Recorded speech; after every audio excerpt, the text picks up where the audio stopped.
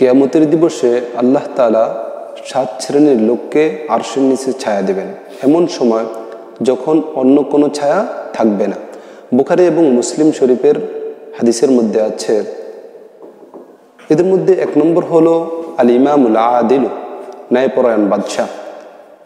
2 নম্বর হলো অরজুলুন কলবুহু মুআল্লাকুন ফিল মাসাজিদ, ওই ব্যক্তি যার অন্তর মসজিদের সাথে লেগে থাকে।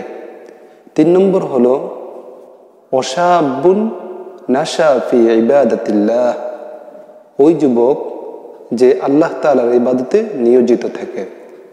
4 নম্বর হলো অরজুলানে তাহাব্বা ফিল্লাহ ওয়াজতামা আলাইহি ওয়া তাফাররাকা আলাইহি, ওই 2 ব্যক্তি যারা একজন অপরজনকে আল্লাহ তাআলার জন্যই ভালোবাসে এবং কোনো সমস্যা হলে আল্লাহ তাআলার জন্যই পৃথক হয়ে যায়।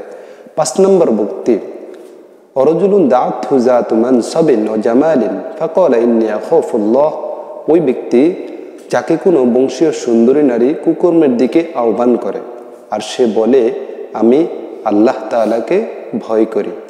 6 নম্বর হলো অরজুলুন তাসাদ্দাকা ইখফান হাত্তা লা তা'লামা শিমালুহু মা তুনফিকু ইয়ামিনুহু, ওই ব্যক্তি যে এমন নির্জনে এমন গোপনে দান করে তার বাম হাত জানে না ডান হাত কি দান করেছে।